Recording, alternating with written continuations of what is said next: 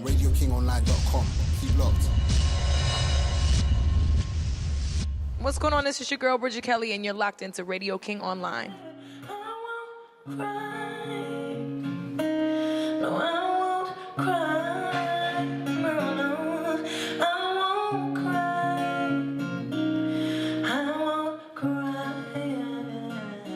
You're locked into the Saturday show with Mila and the E, and I am joined by the lovely Bridget Kelly. Hey, boo. How are you doing? I'm amazing. Amazing. Still on a high. We had a nice little performance upstairs, so I feel really good.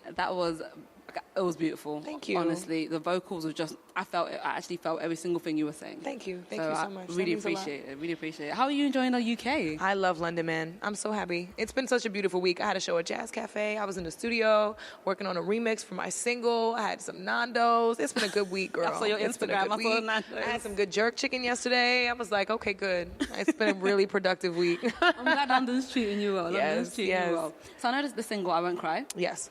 It's been released independently. Yes. How's that going? Talk to me. It's very exciting. I was a little scared at first, but it's really been moving exactly how I wanted it to.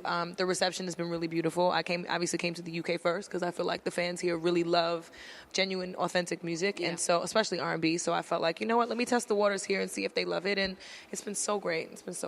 I heard you've got a remix. Yes. A couple of remixes, actually. Yeah. For Almost More. So with this project, I wanted to have every song kind of flow fluidly from one to the next. Yeah. And so I Won't Cry transitions into Almost More. Mm-hmm. And Almost More is just kind of a really sexy record. And so on the radio stations here, everybody plays like R&B records, but like with these really crazy, amazing beats behind them. Yeah. And so I wanted to do a remix version of the song just to kind of, get some international flavor. And there's so much talent here in the UK that I wanted to just give some up and coming producers a chance to, work with me and do something cool. So we're putting a nice little maxi single together with the record, and we're going to do just a whole bunch of remixes. It's going to be great. Nice. I can't wait to hear that. I cannot wait to hear that. So good. So I've read recently you were let go by Roc Nation. Yeah. What happened there?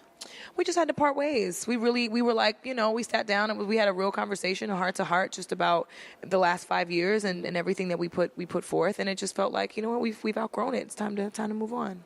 Were there any little signs beforehand that you thought maybe my time here is done, or was it all of a sudden, or? I think the months leading up to it, I think I felt a little bit weird, and I think that they felt a little weird too. It's kind of uncomfortable when you know that it's like being in a relationship with someone. If you're not in love anymore, you kind of know it, but you don't really want to say it because you know what I mean. You're holding on. Well, because too, I built so much personally with everybody at the label that it was like, it was not an easy thing to walk away from. But we sat down and we were really honest with each other, and we still have really, really strong, positive, respectful relationships with each other. So that's all that matters. Still in contact with Jay-Z? You guys are cool? Everybody's cool. Yeah? Yeah.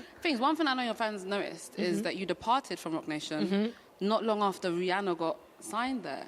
Do you think it was a coincidence, or? I think so. I didn't know anything about it, to be honest. The thing is, we don't really pay that much attention to the other artists at the label, to be frank. We just don't. Everybody's so busy doing their own thing. Nobody else's artistry is on the radar. Oh, gosh. I got so much other stuff to do, girl. I had just cut my hair. I was promoting the EP. I didn't know what was going on. Talking about EPs, your new album? Yes. All or Nothing? Yes. Well, when is that actually coming out? Next year. What's it going to be sounding like? Probably a combination of the 2 EPs that I've already put out. So a little bit of angry rock alternative flavor from every girl, but also some really emotional, vulnerable records that like the Cut to Bridget Kelly EP. But I think overall it's going to be more honest than I've ever been. So I'm excited. I think everybody's going to love it.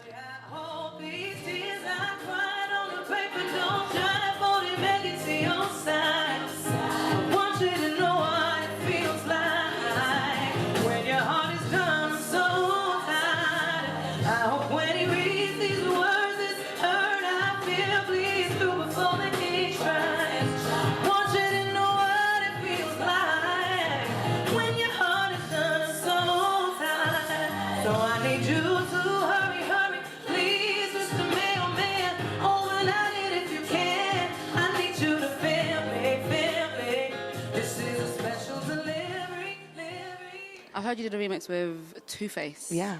How did that come about? Are you an Afrobeat fan? I'm an Afrobeat fan. We have an Afrobeat remix of Almost More. Oh. I'm obsessed with it. I think it's fantastic.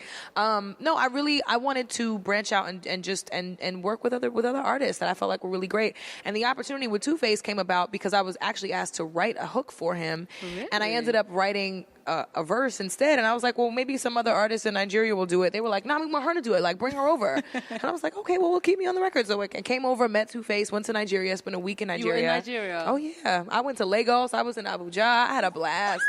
I was traveling all through. The Two-Face took me all up and through the country. It was beautiful. Absolutely beautiful. Are there any other international artists you want to work with, whether it's AfroBeat UK artists? Yeah, there's a lot of Patoranking is a really dope artist from Nigeria as well. And I love him. I love his music, so definitely want to do some work with him. Sam Smith, obviously from London. Jessie Ware is another one from London who I love. Elle Handerson is another artist I'm really a big fan of. You know, and just really trying and get my bearings. And Emeli Sande as well, even though she's from the outskirts, but still. She still counts. She still counts. She still counts. I love her too. Thing is, right now the music industry is in a nice place where there's a lot of female artists. Yes. You know, people like Tinashe, Jhene, Aiko, Mila. How do you differentiate yourself from these different artists? I think everybody has a different sound and a different personality. And for me, something that's always shined through for me is personality. And I don't think a lot of people have gotten the chance to see it. And I started hosting a TV show in the States that has really given me a chance and a platform to showcase that, as well as filming this web series, Road to Independence, which has been really fun because there's been so many moments where I feel like people have no idea what goes on behind the scenes. And there's so many great moments that I feel like I want my audience to be able to share with me. So, you know, I think everybody has their own kind of thing, but I love to be around people and have fun and just kick it. And, you know, the new album is going to reflect a lot of that. It's not just going to be all, you know, sad, heartbroken songs. We like that. We definitely like that. Yes. You know, if you had one artist of all you could choose to work with today, dead or alive, who would it be? Only one? Yeah, just one. Michael Jackson, hands down.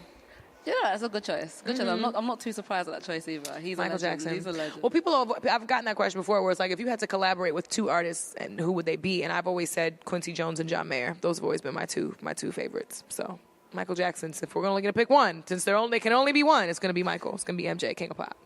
I like that. I do like that a lot.